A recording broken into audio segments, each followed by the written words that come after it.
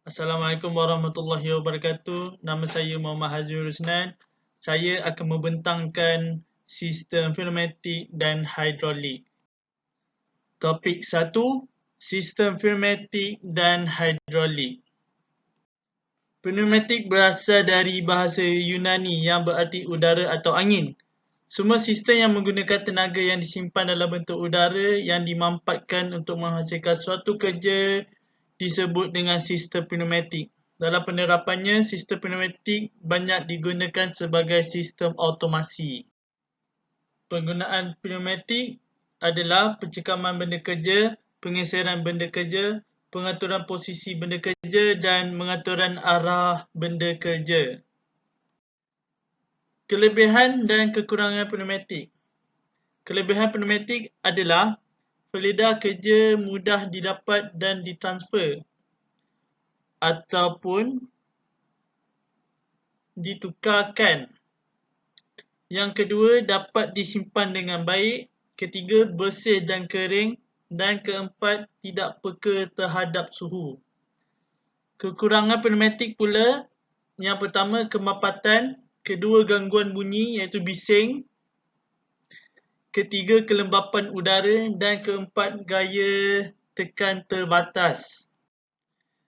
Jadi kita masuk ke sistem hidrolik. Sistem hidrolik adalah suatu sistem yang memanfaatkan tekanan Florida sebagai power, iaitu sumber tenaga, pada sebuah mekanisme. Kerana itu, pada sistem hidrolik diperlukan unit sumber tenaga untuk membuat Florida bertekanan. Kemudian Florida tersebut dialirkan sesuai dengan keperluan atau mekanisme yang diinginkan. Penggunaan hidrolik.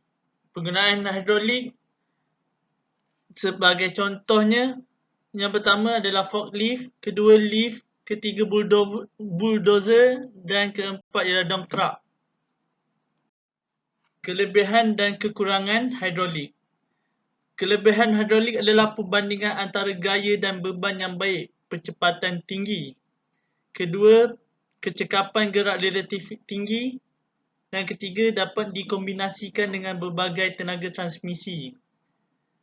Kekurangan hidrolik pula, yang pertama, harga sistem hidrolik relatif jauh lebih mahal seperti minyak. Kedua, mudah kotor jika berlaku kebocoran. Dan ketiga, perlu menyediakan fasilitas oil cooling pada operasinya.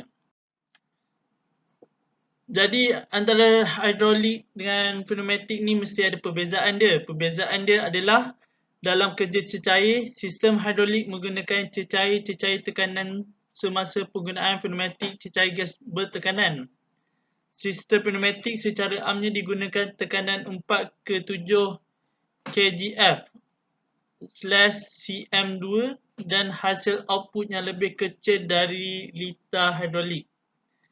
Yang ketiga, udara bertekanan memiliki resistansi iaitu tahanan kecil terhadap aliran dan dapat dijalankan dengan lebih tepat daripada tenaga hidrolik. Sistem hidrolik sensitif terhadap kebocoran minyak, api dan kontaminasi, sedangkan udara bertekanan tidak. Soalan kedua, saya akan ceritakan atau membentangkan apakah itu pergerakan dan apa itu sensor dan jenis sensor. Apakah penggerak ataupun lebih dikenali sebagai actuator? Penggerak adalah alat mekanikal untuk menggerakkan atau mengawal mekanisme atau sistem. Penggerak diaktifkan dengan lengan mekanikal yang biasanya digerakkan oleh motor elektrik yang dikendalikan oleh media kawalan automatik yang dapat diprogramkan termasuk microcontroller. Penggerak adalah elemen yang menukar kuantiti elektrik analog menjadi kuantiti lain seperti kelajuan putaran dan merupakan alat elektromagnetik yang menghasilkan daya pergerakan sehingga dapat menghasilkan gerakan dalam robot. Fungsi penggerak. Fungsi actuator adalah penghasilan gerakan, pergerakan putaran dan perterjemahan. Majoriti penggerak ataupun berasaskan motor. Penggerak dalam simulasi cenderung linear, dan akhir sekali penggerak sebenar cenderung non-linear. Apa itu sensor? Sensor berfungsi untuk mengesan kehadiran sesuatu objek atau status sesuatu proses bagi membolehkan sistem kawalan tersebut bertindak mengawal. Sistem tersebut sama ada yang separa atau sepenuhnya automatik. Sensor biasanya disambung pada bahagian masukan sesuatu sistem kawalan.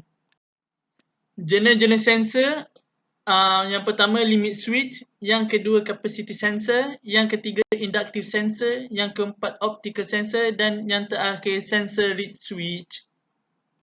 Slide yang ketiga saya akan membentangkan dan menunjuk simbol skematik pneumatik. Simbol skematik. Komponen yang pertama, katup fungsi atau lebih dikenali sebagai shuttle valve. Fungsinya, lubang keluaran akan bertekanan bila salah satu atau kedua lubang masukkan tekanan. Yang kedua, katup pembuang cepat atau quick exhaust valve.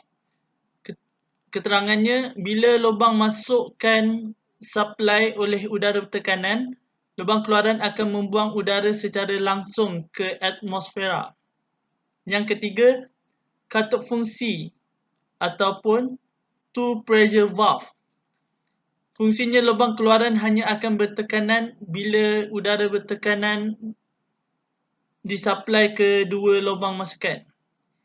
Yang keempat, katup kontrol aliran ataupun flow control valve. Aliran udara keluar dapat diatur dengan memutar pengaturannya. Yang kelima, katup kontrol aliran satu arah ataupun one-way flow control valve. Fungsinya katup cek dengan katup kontrol aliran, katup kontrol aliran dengan arah aliran satu arah dan dapat diaturkan. Akhir sekali ialah jenis-jenis injap. Jenis-jenis injap ada dua. Injap yang pertama adalah injap pengasingan dan injap kedua ialah injap kawalan. Injap pengasingan dia ada 5 jenis. Jenis yang pertama ialah injap pagar, yang kedua injap rama-rama, ketiga injap pelampung, empat injap globe dan kelima injap berbola dan palam. Injap kawalan pula ada 5 juga jenis injap. Injap yang pertama ialah injap altitude, jenis kedua injap sahala, jenis ketiga injap pelampung, injap yang keempat injap pengurang tekanan dan injap yang kelima injap mengekalkan tekanan.